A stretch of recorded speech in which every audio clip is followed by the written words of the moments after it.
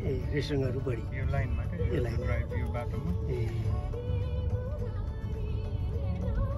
रेस्टुरेन्टहरु बढी होला मान्छेको घुइँच्याउने भयो नि त खानेकुरा यही हेर्नुहोस् लेखेको हेर्नुहोस् मायामी बिच ए मायामी बिच फोटो खिच्ने त्यही हो त्यहाँ लाइन अहिले त पानी बढ्यो उनीहरू मान्छे छैनन् त्यहाँ घुइँचो हुन्छ लाइन हुन्छ अन्त पालो पाइँदैन हो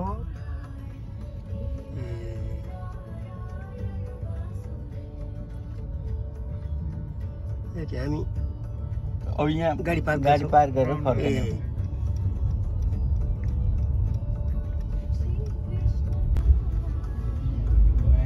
Miami beach contestant centre conversation centre के भवन भने यो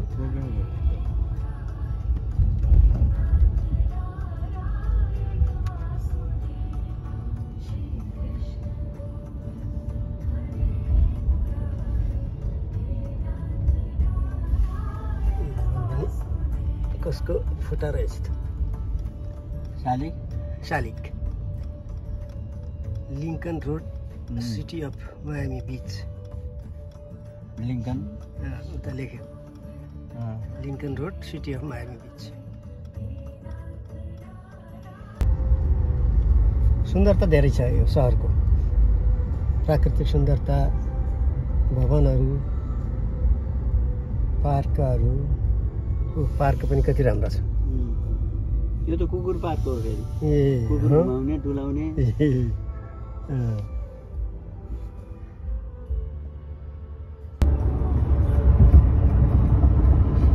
त्यो समुद्र है यता पनि समुद्र बिचमा हामी पुल बस्छौँ बिचमा सानो लाग्यो जङ्गल पृथ्वीको सिउरो ए सिउरो सानो आउँछ जमिनको टुक्रा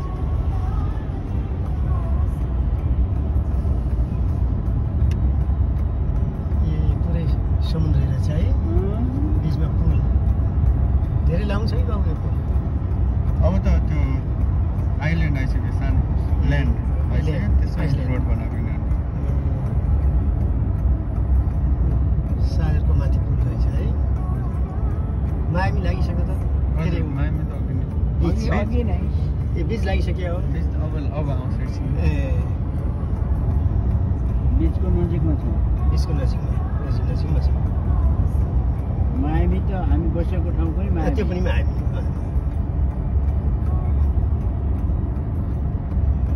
पर सागर रहेछ है बिचमा चाहिँ कति लामो पुल यता यो लाइनमा वाक गर्नु पनि मिल्छ क्या गाडी एकदमै राम्रो अनि त्यहाँनिर अघिको बाटो अनि यहाँनिर ठाउँमा हुन्छ क्या त्यसको अनि यता बिच यता घुस्यो यता निट्यो भएर त्यो पार्कमा छैन होला नि फेरि बर्खामा त्यो बाटोमा छैन यहाँ छैन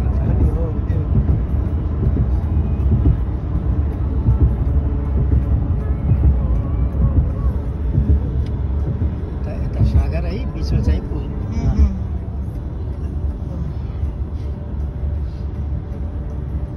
मैले काम गर्ने ठाउँ आउँदैछ र यति काम गर्नुहुन्छ बाबुले गर्नु लाग्छ ए अब जापानिज रेस्टुरेन्ट जाने यताबाट जाने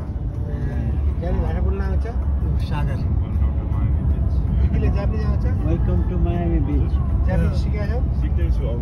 त्यसले सिकाउँछ भनेर चाहिँ उहाँको जम्मा सुगन्धी देशका हुन्छ सुगन्धी देशका उहाँको जम्मा जापानिजहरू गुड मर्निङ उहाँको जम्मा जापानिज बोर्ड हो त्यो जापानिज बोर्ड हो सुगन्धी देशका सन्चै हुनुहुन्छ बचाउ नइमासका च्याम्पियन सङ्घलाई आउँदो रहेछ त सायनारा भन्नु पायो भवन कति राम्रो छ साके नइमासका राशि दिनुहुन्छ भन्ने लाग्यो मायामी लेक्स त हो यो मायामी हजुर अब हामी मायामी बिच जाँदैछौँ साउथ बिच मायामी साउथ बिच दुईटा बिच छ नि त धेरै बिचहरू छन् है हो हजुर त्यसले साउथ बिच भन्छ कि अब अहिले हामी गइरहेको छ साउथ बिच भन्नुहोस् त्यसरी हामी घुम्ने अनुकूल वातावरण मिल्यो र भगवानको कृपाले मौसमले दैव संयोगले मौसमले पनि साथ दिएको छ पानी पर छैन अब साथ देला साथ देला आशा गरौँ अलिअलि पानी परिरहेको थियो हो र अब हामी मायामी बिच पुगुन्जेलसम्म सायद वातावरण राम्रो हुनेछ मौसमले साथ दिनेछ मौसमले साथ दियो भने हामी धेरै ठाउँमा हिँड्नेछौँ पैदल पनि यात्रा गर्नेछौँ पैदल यात्रा पनि गर्नेछौँ पैदलबाट त्यहाँको वस्तुस्थिति हामी देखाउनेछौँ र सम्राट बाबुले धेरै देखाउनुहुनेछ यहाँ उहाँका चान्सले यहाँ भेट भएको छ उहाँको एउटा उपनयन कार्यमा हामी आउनु पायौँ हामी धेरै धेरै सौभाग्यशाली छौँ हाम्रो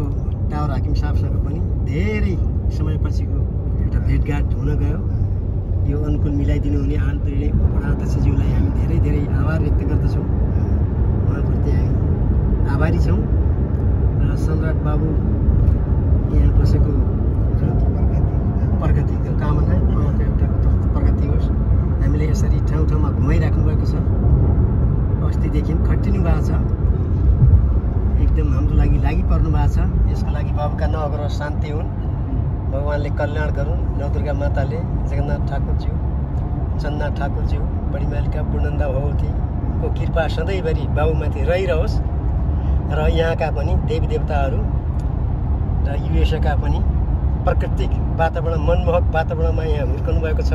र हामीलाई देखाइरहनु भएको छ र बिकी बाबु जो वीरगञ्जबाट आउनुभएको थियो उहाँको पनि 10 वर्ष भएछ यहाँ र यहाँ हामीले आज ड्राइभिङ गरेर लिइराख्नु भएको छ उहाँलाई पनि भगवान्ले कल्याण गरून् नेपाल पशुपतिनाथले भुवेश्वरी माताले सदाबहार उहाँको मनको सोचेको पूर्ण होस् कल्याण होस् भन्ने हामी कामना गर्दछौँ र हाम्रो मौका बस चान्स बस यहाँ भेट हुन गयो र हामीले ड्राइभिङ गरेर लिइराख्नु भएको छ उहाँलाई पनि धेरै धेरै धन्यवाद र शुभकामना छ र यसरी हामीले गुरुलाई पनि एकदमै धन्यवाद छ उहाँदेखि यहाँ आउनुभयो अनि सबै कार्य सम्पन्न भयो अहिले सबैभन्दा महत्त्वपूर्ण काम त्यही थियो बुवाको योजना त्यहाँदेखि यहाँ भ्रमणमा आउँदाखेरि त्यो काम सम्पन्न भयो राम्रोसँग हजुरलाई धेरै धेरै धन्यवाद बाबु र भेटघाटको अनुकूल वातावरण गराइदिनु भयो तपाईँहरूले यो एउटा मायामी पर्यटकीय सहर रहेछ यो अत्यन्त सुन्दर विश्वकै पर्यटकीय भने पनि हुन्छ यो हजुर यस्तो सहरमा हामी घुम्ने मौका मिल्यो र जस्तो इन्डियामा रामेश्वरमा हामी गएका थियौँ रामेश्वर दर्शनमा त्यस्तै यहाँको एउटा रामेश्वर धाम जस्तै हाम्रो उत्तर एटलान्टिक महासागरको दक्षिण एटलान्टिक साउथ एटलान्टिक महासागर भनेको पनि हिन्द महासागर जस्तै नै हो एउटै हो सागर प्रयागको बेला प्रयागमा हिन्द महासागरको सरस्वती जमुना माताको सङ्गम छ त्रिवेणी सङ्गम त्यस्तै यहाँ पनि एउटा तीर्थस्थल नै मानिन्छ यहाँ अमेरिकनहरूले ननुहाए पनि उनीहरू हृदयबाट मान्दा रहेछन् र हामी अब हिन्दू भएकोले हृदयबाटै सागरप्रति श्रद्धा छ जलमाताप्रति श्रद्धा छ त्यसैले हामी तीर्थस्थल मानेर हामी आज घुम्न आयौँ र यसको लागि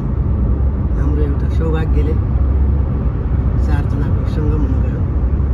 हामी 4 धाममा गए जस्तै लागेको छ हामी 4 धाम सम्झेर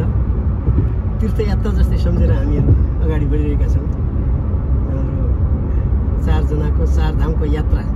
मानेका छौँ हामीले त्यस्तै यो पनि एउटा विश्वकै पर्यटकीय सहर भएकोले यो पनि धाम नै मानिन्छ यो धाममा आउने सौभाग्य मिल्यो र हाम्रो हाकिम साहबसँग पनि भेटघाट भयो महाजन साईसँग उहाँलाई पनि धेरै धेरै भगवान्को कृपा रहिरहोस् प्रगति गरिराख्नु भएको छ आगामी दिनमा पनि आज दिन प्रगति हुँदै जाओस् र फेरि पुनः भेट होस् भन्ने म कामना लिन्छु यहाँका पुलहरू अत्यन्त भौतिक संरचना अत्यन्त राम्रो छ नेपालमा त हामीले आकाशमा पुल मात्र देखेका थियौँ यहाँ त रोडहरू पनि आकाशमा रोडहरू आकाशी रोड छन् अन्डरग्राउन्डमा रोड छन् र यसरी विकासमा अगाडि मेट्रो ट्रेन कुदिरहेको हजुर मेट्रो ट्रेन कुदिरहेको छ